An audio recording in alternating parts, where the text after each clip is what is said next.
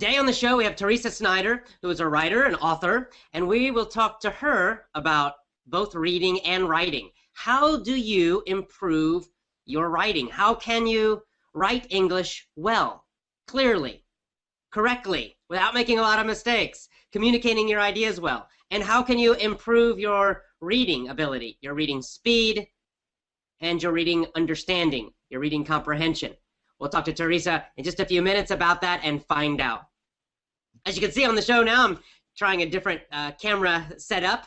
Got the camera here, and then my computer's over here. So if I look to the side, I'm looking at my computer, and then I'm looking at you now. Cool. So welcome to the show. Let's talk to Teresa Snyder about reading and writing. We'll talk first about reading and then about writing and ways that you can improve that. So let me welcome her to the show in a second. Teresa Snyder is an author. She writes science fiction and fantasy books, and they're excellent books. In fact, the way I met Teresa or found out about Teresa was through one of our VIP members who was reading her books. And Max recommended her books for all of our members because he said they're a great level for Effortless English members, a great way to improve reading, and that they're really interesting and exciting books, so they're fun to read as well, which is very important. In fact, when reading, you know, one of the key things with reading is to just read books that you understand and books that you enjoy. For most people, that does not mean textbooks, no textbooks. Textbooks do not really help your reading ability. But a real novel, a real book, will, especially if it's fairly easy for you. And reading lots of books is really the simplest and most enjoyable way to improve your reading. So let's go to Teresa Snyder now. Teresa, in your opinion, what's the best way to improve reading for anyone? I think the best way is how you always purport, is that you need to read constantly. You need to continually be searching out things that are easy for you to read. I like to use a little story about myself in the sense that when I was younger, I was very, very ill, and I never went to kindergarten, first or second grade. And when I got into school, I had not been homeschooled at all. And my parents and the teachers all thought that it would make me self-conscious if they put me in first grade because I was very tall. I've always been tall. So they put me in third grade, and I was totally lost. And what happened is my mother, who was a librarian, but she was very frustrated when I would stumble over words and have difficulty reading, so she wasn't a very good teacher. But she did know that the important thing was to constantly read to improve. And so she found things for me that were simple, books about animals, because I loved animals. And so she would constantly be sending me these books or giving me these books and saying, oh, read this one, Brighty, you know, it's about a donkey in the Grand Canyon. And, so through that, and then through a really wonderful librarian in high school, I am such a voracious reader now that I usually consume 2 to 3 novels a week. That's fantastic. So, you know, this is what I always tell my students as well, that, I mean, you know, when you really think of it, it's such a simple answer. The secret to reading is reading. You know? It's just like that old saying, practice makes perfect. It really does. It really does. The more you do it, the easier it becomes. And I know when I got to high school, I was still reading out loud. I couldn't read to myself. I'd never learned that process. And so the librarian in high school took me to one side, and she talked to my dad, who was a teacher also, and she said, you need to go in your room and get a mirror and sit in front of it and just read to yourself like you're reading to your own, and talk out loud. That's fine. It's okay. And then take a few minutes and read to yourself in your head and don't move your lips. And it worked really, really well. Oh, that's fantastic. You know, it's interesting because we share that love of reading, because as a child, it was the same for me. I mean, I became as you said, a voracious reader, a very hungry reader. And it was just for me because I loved it. And luckily, my parents encouraged that. So I started with Hardy Boys books. I remember reading those, you know, little Hardy Boys mysteries. And then the thing that turned it for me was The Hobbit. Oh, yeah. My fourth grade teacher read The Hobbit to us in our class. Mm-hmm. And I thought it was the most incredible thing I'd ever heard. And then I tried, I started reading The Lord of the Rings by myself. And I kind of struggled through it at that age. I couldn't really get to the end. But a few years later, I read all of the Lord of the Rings books, and I became really, hooked on fantasy and science fiction. Mm-hmm. I was raised on science fiction. All the old Ray Bradbury, The Martian Chronicles was one of my favorites. And because it had such soul, such great characters. In those days, the science fiction wasn't as technobabble as it is now. It's hard because you get into some of those lines in some of the Star Trek books or whatever that just go on endlessly about, oh, the hyperdrive did such and such in the midterm of yeah, all these crazy made-up science words, right? Right. I don't get involved with the characters. Yeah, I agree. Let's talk about writing now, because writing is something, in my experience as an English teacher, and this is true, actually, not just people from other countries learning English, but Americans as well, that writing is a big challenge for a lot of people. And obviously, not only did you learn to read, but you're a professional writer. You get paid for your books. You're selling novels.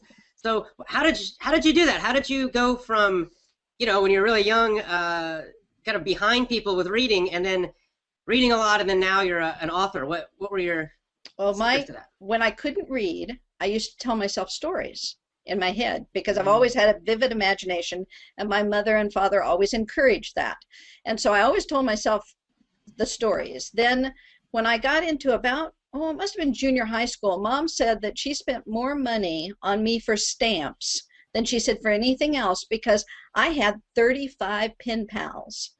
And that was back in the old days when in the back of like the 17 magazine, the teen magazines, you could pick up pen pals from all over the world. In fact, it was really funny because you living in Japan, I wrote to a young lady, Yoko Kojima, in Japan, and I don't know if I'm pronouncing that properly or not, but she wanted to come to America and live with us and go to her last year of high school.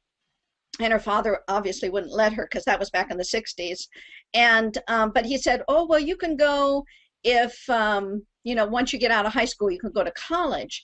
And in the last year of high school, she met a guy and she got married. She now has 3 children, but we still write back and forth. And so that writing daily, on a daily basis, like you say, the journal writing is good.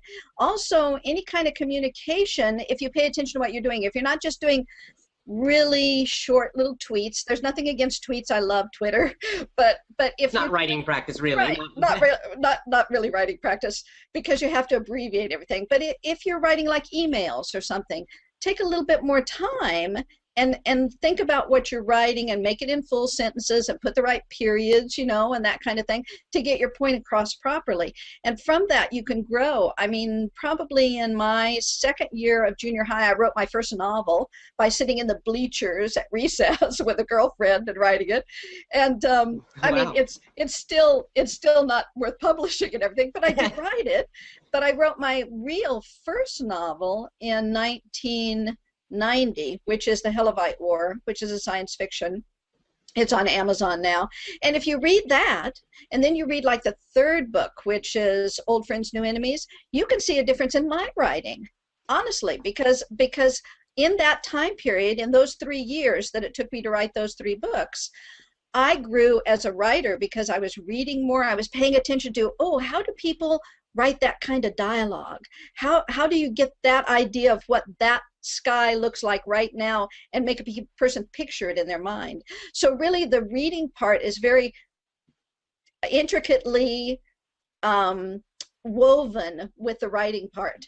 Yeah, you mentioned 2, it's interesting because you've brought up 2 things that I've seen very powerfully, both in terms of research for teaching people to read and write, and then in terms of my own experience. And the first one was, and I recommend this all the time, that to start with kind of a more relaxed kind of writing. Like you mentioned, you had pen pals, so you're writing letters and letters and letters to all of those people everywhere in the world. Right. So just nowadays, of course, super easy to do a blog and emails. So you can do it. You can easily find pen pals, and it's a good way to start writing, to get your ideas onto into text, into writing without, unfortunately, I think, what happens is a lot of people, they're trying to write long academic Oh, essays yeah. about A serious mistake. topics, and and that's a tough thing to do for It is. It's even tough for for anybody. I mean, I have students. I run the print shop at the local community college, and I have students that are working for me that there's one that wants to become a doctor, there's one that wants to be a gamer and write gaming programs in Japan.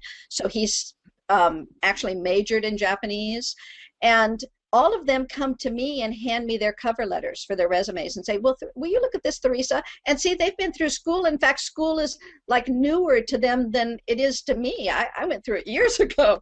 But the thing is that they just don't quite have the grasp still of what you need to put in those and everything. So it's hard to write technical stuff. It's a whole lot easier just to be fluid and kind of free with what you're writing, and to be able to do it with somebody that you know, if you can. Well, and let's talk also about the writing, the process itself, because you're a professional writer, so you can talk about this process a little bit. But I think another mistaken idea that a lot of people have is that to be a good writer means that the first time you write something, you sit down and you write it, and it's perfect and it's great. Oh, Wow, no. you're awesome. Like you just sat down and wrote a whole novel the first time, and in like one day. No, no. I have a good story about that one too. The first book, The Helevite War, that I wrote in 1990, the reason that it got started is because I broke my foot, and they told me that the more time I spent off of it, the faster it would heal. So I sat down, and when I sat down, I happened to have a word processor at hand, and so I started writing this book that had been in my head for years and years, one of those stories that I told myself years ago. Okay, so I wrote one every year for the next 6 years. So from 1990 to 1995, I wrote six different volumes in that series.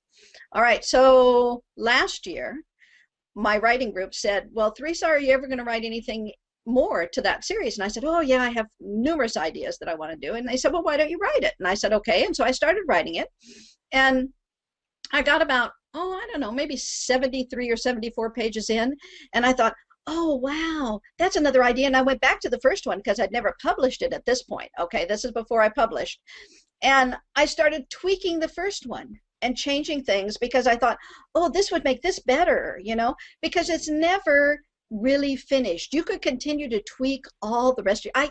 I could tweak forever. And that's the reason that I actually started publishing them, is because now I can't do that anymore. I have to move forward. Yeah, I right. can't go back anymore because you can could continue rewriting and improving it. Yes, yes, you forever. can improve it forever. And one of my favorite lines is that I always read what I think I wrote. So to me, it sounds good. And maybe I'll miss like little typos and stuff because the spelling is correct, but it's a difference between a you and a your, if you know what I mean. And Yeah. so or a choose and a chose, or a lose and a los and a loose, and all those. And I always read what I think I wrote. So you have to have beta readers. I mean, I'm sure you do with your book. You have people that are looking it over, and Well, yeah, editors. everyone has editor, exactly. If any book is going to be published, there's an editor, and that's true of, Stephen King too, who gets paid millions of dollars. Right. He's got typing mistakes, and he makes spelling mistakes, and Oh, he makes yeah. grammar mistakes, just like we do when we write. Everyone does. Oh yeah, oh yeah. And the thing is that nothing. I mean, if an author tells you that they're sitting down and they're pumping out a book and not ever doing any rewrites on it, I think they're fibbing. Or it's a really bad book. It's a really bad book. That's right. Finally, let's just talk about your books, because specifically your books have been recommended to me by my own students, by my own members. Max from Italy, I guess, is the one you probably know best. Right. And can you talk about how did Max find your book, and how did he find you? Oh, this is a wonderful story. I originally started putting my books on Amazon the 1st of May of last year. So they've been on there less than a year. And my students said, well, you should get on Twitter, and you should get on Facebook, and you should start advertising these, because they're so technically oriented when they're younger. And so I said, okay, all right, I'll do that. And so I was on Facebook, and a lady named Carla, in Italy got a hold of me and said, I really like your blog, because I've been writing a blog for years and years and years, and it's a story blog. It's one that, I mean, any of the members who wanted to could get on there right now and read one of the Farloff stories that I'm working on. And so she said, I really like your blog. Would you like to write something for my blog? And I thought, oh, this is good advertisement. You know, I'll write something and then she'll talk about me in Italy. Because she has a blog that she writes in Italian, but then she actually translates it into English because she's a translator.